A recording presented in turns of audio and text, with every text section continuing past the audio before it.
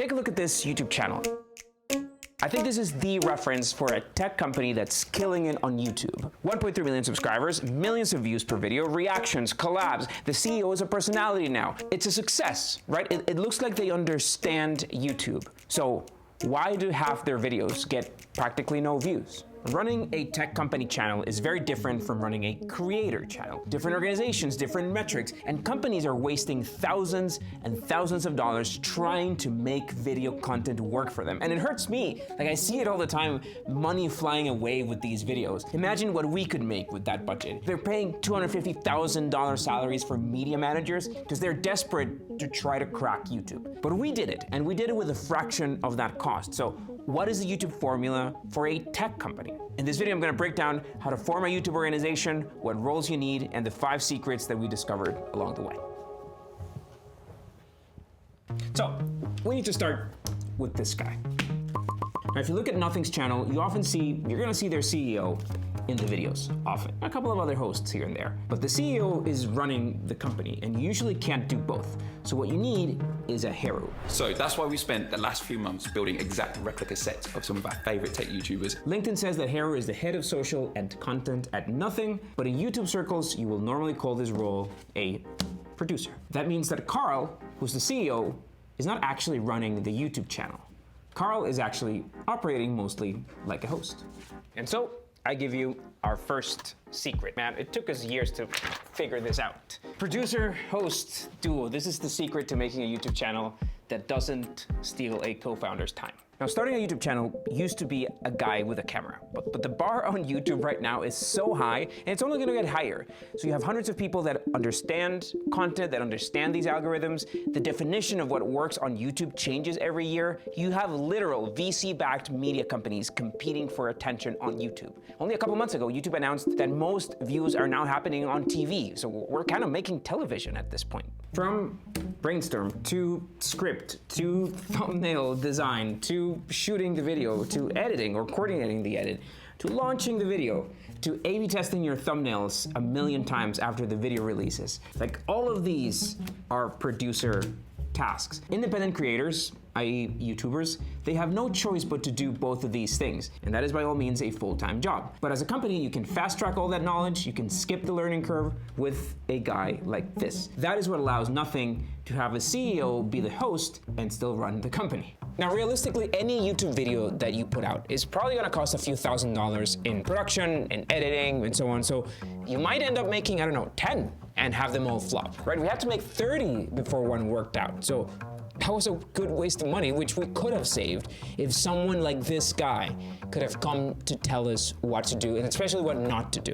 Take a look at this channel, for example. First video, 600,000 views, the next video, 3 million. And this other channel, same thing. The expertise behind this is not rocket science, but it does take years. Both of these channels were built by YouTube veterans. They were very talented people, of course, but there are a lot of people with that knowledge now. So to me, it's so much cheaper to pay to fast track that knowledge than to try to pay to acquire that knowledge yourself with trial and error, especially how much video production costs these days. Now, big companies are starting to figure this out. Visa, Mercury, Ramp, OpenAI, they're all hiring these roles now. They can't agree on the name, but trust me, what they're looking for is a producer, somebody to lead the team and to lead the host. Now, by all means, producers can be contracted, they can be part-time, hourly, but a mistake a lot of companies make is trying to hire both of those in the same person. Because you can recruit producers and you can hire hosts easily, really, but very few people can do both of these things. And chances are, if they do, they already have a channel of their own. Now, there are some roles where you can find jacks of all trades, but not for this. Now, whenever I do office hours with companies that we work with, they assume that because I kind of do both of these things, they can. What they don't know is that doing this required me to disconnect myself from almost everything else in the company. And 2, that it took us about 8 years to get to the point that we would have gotten in months if we would have had knowledge from an actual experienced producer. But I want to talk about the host now, because is having a founder host a good idea, or should you hire somebody specific for that role? And which of these tasks can they do? Now, my guess is that in a company like Nothing, Carl, being a founder host of this really large business, mostly just shows his face for the shoots at this point. and everything else is run by the producer. But Nothing is, of course, a huge company. This guy needs to run it. Now, there are other examples. For example, Dream It. Now, I made a couple of videos back in the day with Steve Barsh from the Dream It channel. Now, Steve is a busy investor, so Steve only got involved a little bit in the brainstorming. Steve wrote the scripts for sure, and then Dustin, who was the producer, mostly took care of the other tasks. Now, Noah Kagan, founder of AppSumo. He also had a channel that he operated for a while. Same idea. He was mostly the host of this channel that had his name, and the channel, of course, promoted the company a little bit, but most of the work was done by the producer. I would assume that Noah got involved in a few of these tasks, but mostly delegated everything else. Off topic, but Erling Haaland's channel is exactly this. Just look at the dynamic of those episodes. He just shows up to have fun. Somebody else is running that gig. A producer. Anyway, this is generally the division of labor that you will want if you intend the founder to be the face of the channel. But you also may hire a host. YouTube host as a job has started to become a thing that you can recruit for, and most hosts understand some of the tasks that they can start sharing with the producer. I'd say that most people that can be hired as a host know how to use a camera, can shoot their own audio, and can maybe jump in a little bit into the video editing. Maybe. Now, I regularly make videos for The Hustle. This is a channel by HubSpot. The Hustle is a team of 5 hosts. They mostly have a journalistic background, and hosts are involved in almost all of these tasks, but they're supervised by a producer persona. But, if you're gonna hire, don't forget that if your channel succeeds, that person is gonna become the face of the company. I mean, they're gonna have a lot of power over your marketing organization. There is a real possibility that they will leave. So my favorite horror story about this is the host of HQ Trivia, which is this startup trivia thing that boomed a few years ago, in part thanks to this lively host. But when the guy left, the company imploded. Changing hosts is painful, it's hard. Audiences don't love changing hosts. We also learned that lesson the hard way when we tried experimenting with that. But maybe most importantly, founder or not, you need someone who is passionate and honestly an expert in the topic of the channel. I think that's absolutely key. If I suddenly called, CAC, cost of acquisition, if I call that CAC, for some reason, like people would know that I don't really know anything about marketing, they would call bullshit and leave. Even if I'm reading off a prompter right now, there is a level of understanding of the topic that you really can't fake. Now, whether your host is a founder or a hired host, there's another key point that most companies overlook. That's that people hate following brands. They love following people. Take a look at the Ahrefs channel.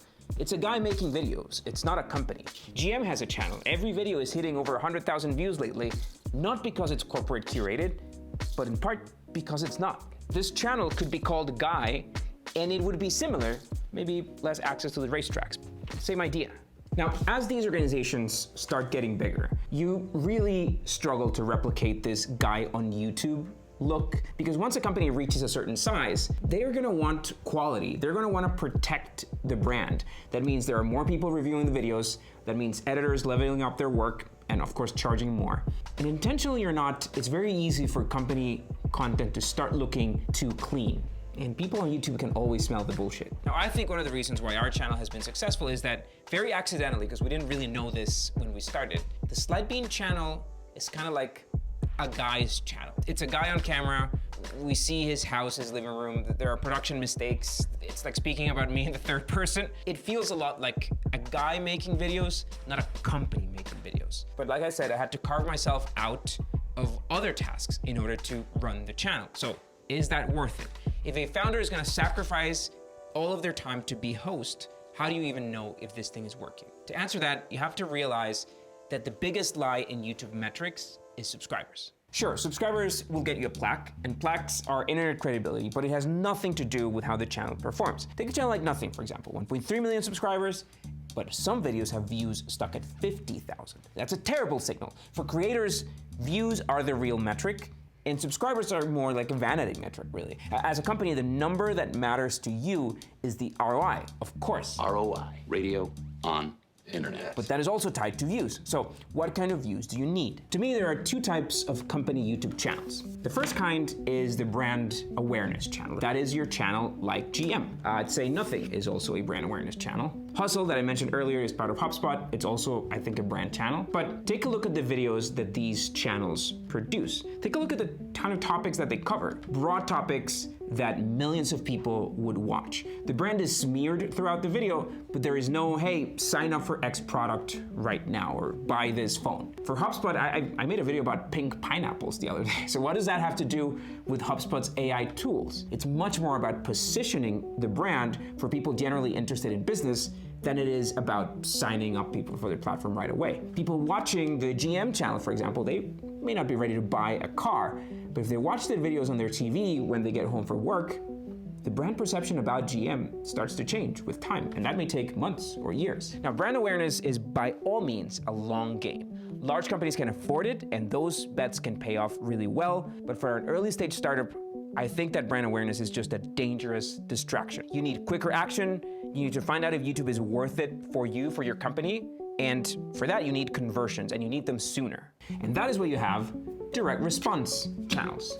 That is your Ahrefs channel, that is your Webflow channel, your Shopify channels. They're all direct response. They're not making videos that are gonna get 1 million views. They're making videos for industry insiders, for SEO experts, for entrepreneurs, people who are closer to buying their products, or maybe who are their customers already. Now that's not to say that views aren't important, but they are different, right? For example, if GM made that racetrack video and say 10,000 people watched it, they would call that a failure, right? The budget was bigger, the idea was bigger, this was a big vision brand video. On the other hand, if Ahrefs makes a video about their new feature and 10,000 people watch it, I mean, that could be a massive win if even just 10% of those end up on the website.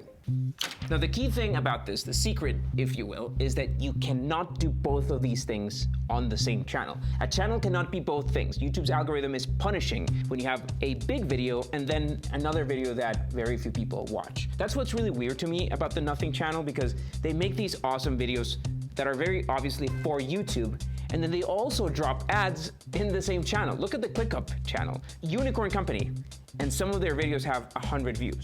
Ads mixed with videos from a host, some videos with the CEO. The YouTube algorithm hates that stuff. If you need a place to run ads from, that's fine. Just run a separate channel where you drop those ad content and keep the actual content marketing channel focused on content marketing. Never ever mixed in paid views on an organic channel. Just resist the temptation, it doesn't help. But back to this brand awareness versus direct response debacle, you might have noticed that we do both of these, and we very much think of these two as a funnel. So Slidebean is of course our top of the funnel, our brand awareness channel. We make big reach videos that we aspire to getting to millions of views that target computer and AV nerds, people who generally work in tech. And then in our Startup Club channel, this is our direct response approach. Videos are smaller, they're more niche. These are deep dives into financial models or equity or fundraising. Videos on the main channel break out. They're pushed by the algorithm because millions of people might enjoy those topics. People can find them on their home screen or as suggested videos. Videos on the Club channel, they're mostly found through search. But they're both part of a funnel. One brings the broad audience. Many of them are never gonna be our customers. The other one narrows that funnel down. It's a specialized niche audience that we can more easily move to our website or to our products and eventually have them become our customers. By the way, beyond the number of views, the next metric that you need to be looking at is watch time. A good benchmark is to have at least 30% of people finish your video. I'm gonna share some retention charts of some of our recent videos for you to get reference. 40% retention is crazy good for business type content. Under 30%, there's a good chance that YouTube is not gonna push your video to that many people. So good watch time means your edit is good, your topic match your audience, people liked your host, and people trust you to get this story. So if watch time is bad, obviously one of the above isn't working, but it can be a real pain to A/B test and discover which is it. But that is very much a job for your producer. By the way, you might have noticed that I have not really touched on shorts. I mean, shorts have an incredible advantage, which is that it's very easy to get into short content because they can go to TikTok, they can go to Reels, you have these networks active, but at the same time, it's very hard to predict short form performance. You have incredible success stories, you have Duolingo, for example, but my problem with shorts is that they are so personality based. I mean, even with an experienced host, results in shorts can be very unpredictable. And I think that for a company, you need something that gives you more predictable revenue around your actions. Most of the YouTube organizations that I know, they start with long form content. They're long form content producers. You can become an expert in this. And once you crack that, they use shorts as a, say, even higher level in the funnel. So let's get back to teams for a sec. You're gonna wanna reverse engineer views around your team budget. If you're making big 1 million view videos, or aspiring to, then of course you're gonna need to spend more. If you're making smaller 10K view videos, then you need to find economics around that. That means cheaper editing, shorter videos, cutting pieces of cardboard instead of doing digital animation. Like ideally, with an ROI that you can measure in conversions a lot sooner. But now, let's reverse engineer what other companies are doing around their teams. Now, I'm gonna put the credits for a video by Business Explains the World. This is a channel that a good friend of mine works for. Now, this is a new channel, a relatively new channel, but it was formed by ex-Business Insider people. So these are media people. It's a great reference to see how they might structure a media company YouTube channel. You could say that this is like a full-on, full-fledged YouTube organization and how it may look. So how do you go from the producer and host original duo into a large organization like that? To me, the first obvious hire is an editor. In this era, editors are also usually motion graphic artists, and I think that you can definitely find people that can do both of these things. You can absolutely start with contracted editors first and hire them on a per video basis, because I think, at least in the US, most editors are used to gig work. Now, because we produce so many videos now, we actually now have 4 video editors in-house in our team, plus 1 contracted motion graphics artist. Now, at some point as this team scaled, I honestly can't remember when, we promoted one of these editors to this role of channel manager, which means that they edited some videos, but they were also in charge of deadlines or assigning tasks to the rest of the team, adjusting the calendars, and so on. An organization like this, with 4 editors, I mean, at least for us, we can produce about 2 hours of Slidebean content per month. This is our main channel, bigger production videos and so on. If we cut a few corners and use paper cutouts and so on, less animation, less finished videos, then potentially we could do more than that. At least for us, it's been very key to find, jacks of all trades in some of these roles. And that has been, again, very useful. One of our editors doubles as our DP. One of our editors doubles as our sound guy. All of them know a little bit of motion graphics, so the simpler animations they can handle themselves. The complicated stuff we send to our motion designer. Now, as this team scales, you're gonna have to start having roles again like channel manager or something like a project manager, simply because there's a lot of delegation, there's a lot of deadlines. And at this point, this role of producer will wanna have some senior people that they can use to bounce ideas with. Like if you look at Dynamo's video credits, for example, they have an executive producer, an assistant producer, and a creative producer, it's a lot of people, but they're all sharing, they're all collaborating on the strategic tasks of choosing a topic. Last but not least, you want to have a thumbnail designer. You want to treat thumbnails very much like movie posters. They're not an afterthought. We sucked at thumbnails for years, and because we were a little cheap and we refused to get professional help on this, a lot of our videos tanked. Thumbnail can very much make or break a video, and packaging a video on YouTube, which is coming up with the thumbnail and the title combination, it's honestly both an art and a science. The idea of how to package a video should generally come from the senior team, i.e. the producer and the associate producers. But making the thumbnail, it's a lot of work. You want to look at a grid and see a few options and pick the one that works best. That's where a thumbnail designer is useful. That is another part where an experienced producer can help kickstart things. Now, the next point here is do not be afraid to get expert opinions. Very often, an outsider can see things that you're overlooking. We worked with Paddy Galloway, who is probably like the most well-known YouTube consultant. We also worked with Blackman, who's a fantastic scriptwriter that can help a lot with shaping ideas and scripts that retain people throughout the video. But also, those second opinions don't have to be paid. I'm part of a couple of group chats where we nerd about YouTube all the time, new channels, wins, failures, thumbnails. So you can learn so much from the success and the failures of others so that you don't make the same mistakes. And last but not least, if you're even considering doing this, remember, your first video is gonna suck. There is no way to win on your first video. All those channels that I mentioned earlier with all those great success stories, they were seasoned hosts. That was not their first video. Just be ready, understand that your first video is gonna be bad. Don't be ashamed, focus on learning what you can for the next one. Just like with a product, YouTube is a bit like a race against running out of money, at least out of your marketing experiment money. Now, if you enjoyed this video, I'm gonna drop all the useful links at the bottom, including a link to our office hours. Check them out. Catch you on the next one.